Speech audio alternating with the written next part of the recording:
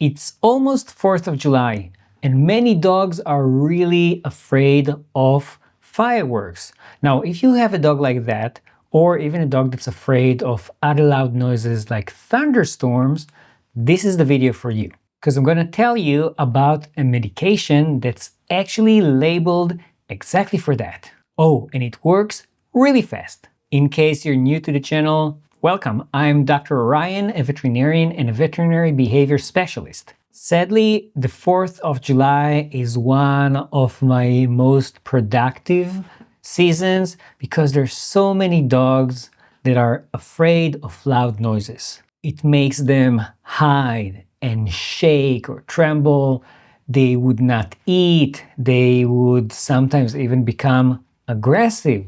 And if they don't run and hide, they actually become too attached to the owners. They might drool and they might urinate or defecate around the house. And it can take them a very long time to get over it, sometimes even hours. Now, I know that in many places around the country, kids are already playing with fireworks, so you should start as soon as possible. I'm going to tell you about a medication called Sileo, but stay tuned because after I explain about the medication, I'm also going to talk about some behavior modification and environmental management.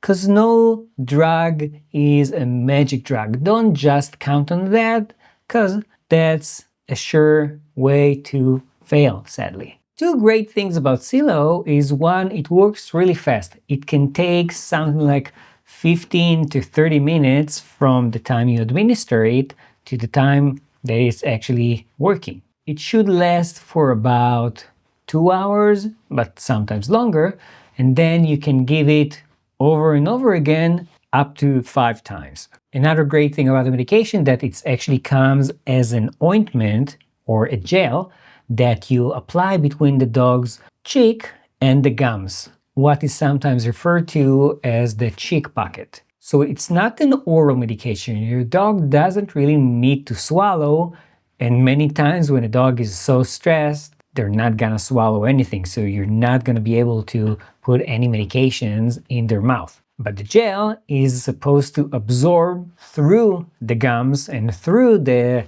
mucosa on the inside of the cheek, and then have its effect throughout the body. Of course, like any medication, there's always the possibility of some side effects, including local side effects, and that's why this medication is a prescription-only medication, so you can only get it if you have a prescription from your veterinarian. By the way, the company that makes this medication is not paying me anything to do this video, and everything I'm telling you is because I want to tell you, because I want to help. Sileo is basically a transmucosal dexmedetomidine. It's a medication from the alpha-2 agonist family of medications, similar to what we sometimes might use even for sedation before procedures, or if the pet is really anxious and we need to temporarily knock her down to be able to do a physical exam, vaccines,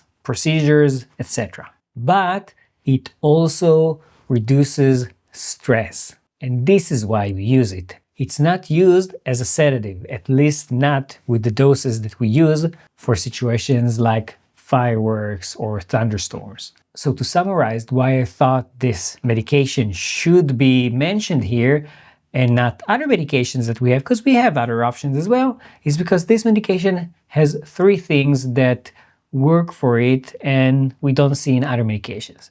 One, it's easy to apply it. It's easy to give it to the dog by not having them the need to swallow anything. 2, it works pretty fast.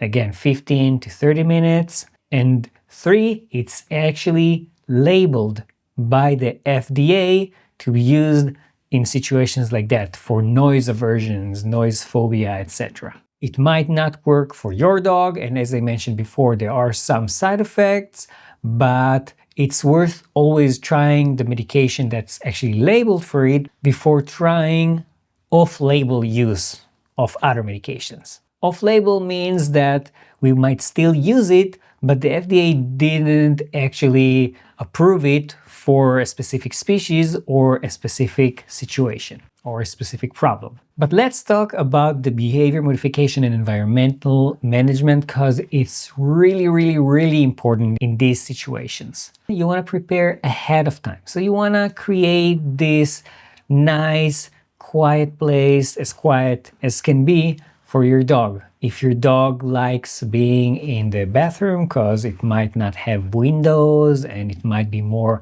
soundproof than other rooms in the house, let them. Place a nice blanket there, even put the water bowl and some food over there. Now, if you prepare ahead of time, then you actually want to encourage them to go there. And it can be any room in the house.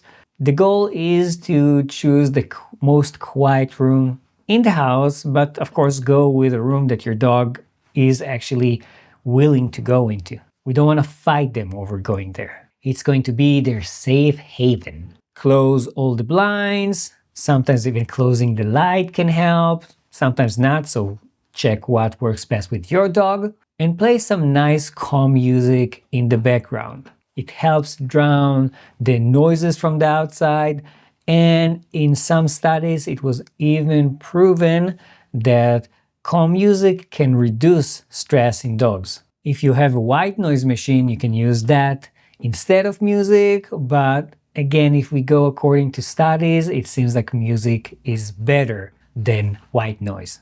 Don't make a big deal out of it. So don't also start getting stressed because your dog is stressed.